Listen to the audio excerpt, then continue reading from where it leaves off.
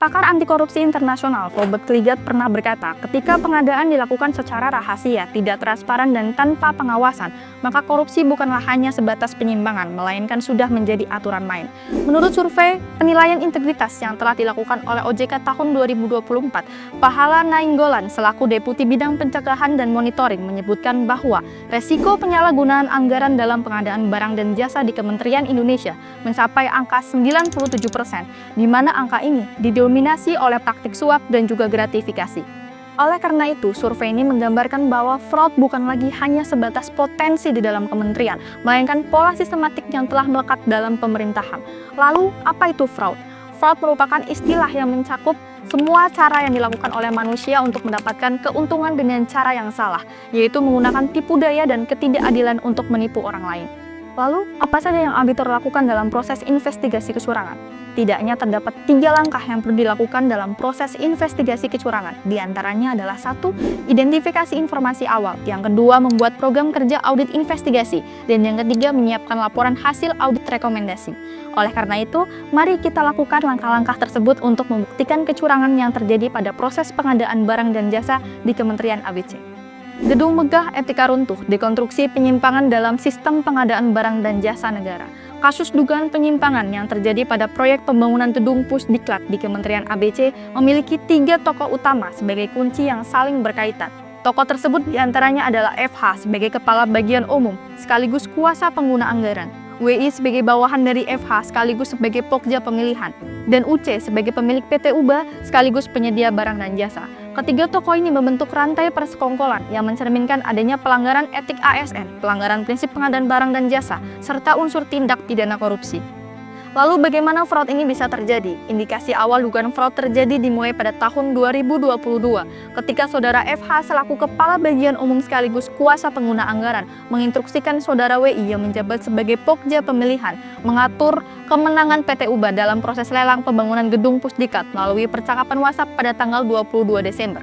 Tindakan yang dilakukan oleh saudara FH ini melanggar pasal 5 ayat 1 huruf B dan ayat 2 Undang-Undang Nomor 20 Tahun 2001 tentang tindak pidana korupsi dan pasal 6 Perpres Nomor 16 Tahun 2018 tentang pengadaan barang dan jasa pemerintah yang telah diubah menjadi Perpres Nomor 12 Tahun 2021.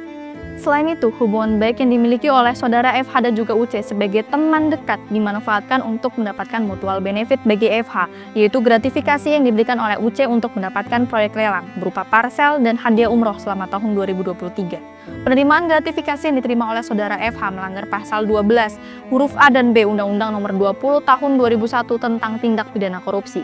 Selain itu, tindakan yang dilakukan oleh FH merupakan penyalahgunaan wewenang yang melanggar pasal 17 Undang-Undang Nomor 30 Tahun 2014 tentang administrasi pemerintahan dan melanggar etika serta profesionalisme ASN yang dijelaskan dalam pasal 5 ayat 2 Undang-Undang Nomor 5 Tahun 2014 tentang aparatur sipil negara.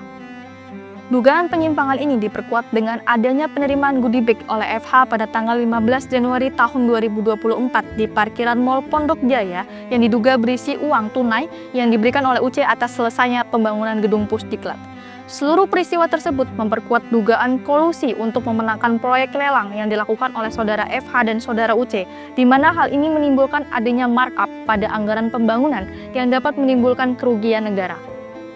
Pengadaan barang dan jasa merupakan bagian penting dalam proses pembangunan. Namun dalam praktiknya tidak jarang terjadi penyimpangan yang merugikan negara.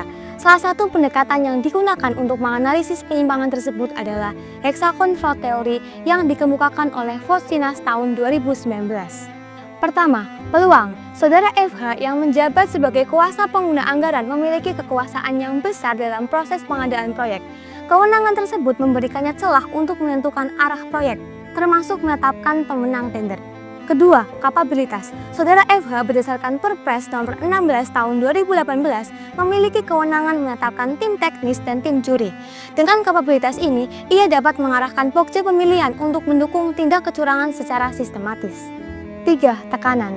Saudara FH mengalami tekanan finansial akibat gaya hidup yang tinggi. Selain itu, ia juga mendapatkan tekanan dari hubungan pribadi dengan saudara UC untuk memenangkan proyek. Di sisi lain, bawahannya, saudara WI, menerima tekanan langsung dari FH untuk memanipulasi proses lelang. Keempat, ego. Ego yang berlebihan membuat saudara FH merasa memiliki kontrol penuh atas proyek. ia menganggap bahwa dirinya berhak menentukan segalanya. Sikap ini berbahaya karena dapat melanggengkan perilaku curang, apalagi jika sebelumnya pelaku pernah melakukannya tanpa mendapatkan hukuman. Hal ini mengarah pada pembenaran moral yang keliru. 5. Rasionalisasi. Saudara FH merasa layak menerima imbalan karena tanggung jawab besar yang ia emban. Sementara itu, Saudara UC menganggap bahwa selama proyek selesai, maka tindakan mereka tidak merugikan siapapun. Pandangan semacam ini membentuk ilusi bahwa kecurangan adalah hal yang wajar. Terakhir, kolusi. Saudara FH bekerjasama dengan bawahannya Saudara WI untuk mengatur pemenang proyek. Ia juga berkolusi dengan Saudara UC, seorang rekan pribadi, demi memperoleh keuntungan bersama dari proyek yang bersumber pada dana negara. Adapun modus operandi yang dilakukan yaitu: pertama, dugaan kolusi suap yang dilakukan oleh Saudara FH dan Saudara UC untuk memenangkan lelang proyek pembangunan gedung Pusdiklat. Saudara FH diduga menerima gratifikasi dari Saudara UC berupa parsel, paket umroh, dan uang tunai.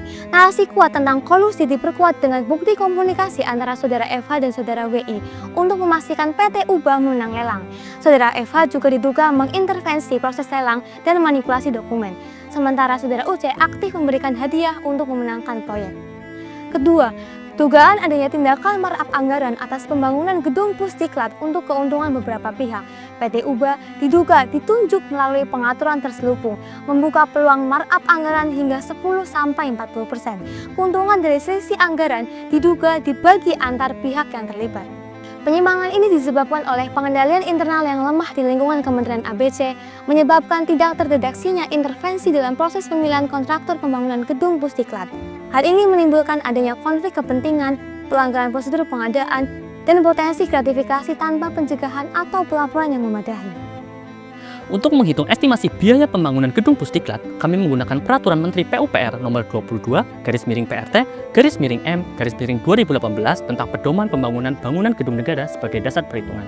Setelah tim kami melakukan perhitungan, kami menemukan bahwa estimasi biaya pembangunan gedung Pusdiklat adalah sebesar Rp32.383.456.243,84 rupiah. Diketahui, nilai kontrak atas pembangunan gedung Pusdiklat adalah sebesar Rp50 miliar, sehingga estimasi kerugian negara yang timbul atas markup pembangunan gedung Pusdiklat adalah sebesar Rp17.616.543.756,16.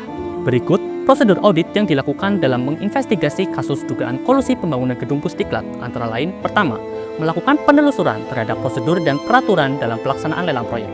Hal ini bertujuan untuk memastikan bahwa proses lelang telah dilaksanakan sesuai dengan prosedur dan peraturan yang berlaku. Teknik audit yang digunakan adalah analisis dokumen. Yang kedua, melakukan penelusuran terhadap kriteria kontraktor pemenang lelang untuk memastikan apakah PT Ubah telah memenuhi kriteria sebagai kontraktor pemenang lelang. Teknik audit yang digunakan adalah analisis dokumen. Yang ketiga, melakukan wawancara dengan pihak yang terlibat dengan proses pembangunan gedung Pusdiklat seperti pengguna anggaran, kuasa pengguna anggaran, pejabat pembuat komitmen, kelompok kerja pemilihan, dan sebagainya. Teknik audit yang digunakan adalah inquiry. Yang keempat, melakukan penelusuran terhadap laporan realisasi kontrak untuk memastikan bahwa nilai kontrak sebesar Rp50 miliar telah direalisasikan sesuai dengan yang seharusnya dan dilengkapi dengan dokumen pendukung. Teknik audit yang digunakan adalah vouching. Yang terakhir, melakukan pemeriksaan spesifikasi gedung untuk memastikan bahwa gedung yang telah dibangun memiliki spesifikasi yang sesuai dengan Permen PUPR Nomor 22/M/M/2018. Teknik audit yang digunakan adalah inspeksi. Setelah menganalisis kasus ini, kami memiliki beberapa rekomendasi untuk menindaklanjuti kasus dan mencegah kasus serupa terjadi kembali. Yang pertama, memproses secara hukum dugaan tindak pidana korupsi sesuai dengan Pasal 5 dan Pasal 12 Undang-Undang Tindak Pidana Korupsi. Yang kedua, lakukan pemeriksaan pelanggaran etik sesuai dengan Undang-Undang Nomor 5 Tahun 2014 tentang Aparatur Sipil Negara. Yang ketiga, evaluasi dan perkuat sistem pengendalian internal, khususnya siklus pengadaan barang dan jasa. Dan yang keempat, tingkatkan peran aparat pengawas intern pemerintah dalam pengawasan proses pengadaan barang dan jasa. Pengadaan yang tidak transparan membuka ruang bagi penyimpangan, dan ketika integritas dikesampingkan, maka kerugian negara hanyalah soal waktu. Kasus di Kementerian ABC membuktikan bahwa korupsi tidak terjadi secara tiba-tiba. Ia tumbuh dalam sistem yang dibiarkan rongga. Saya, Yosi Horulisata. Saya Hairulisa Sendi Aulia. Dan saya Nisana Bilatun Abida. Mari wujudkan pengadaan yang bersih, adil, dan bebas dari intervensi.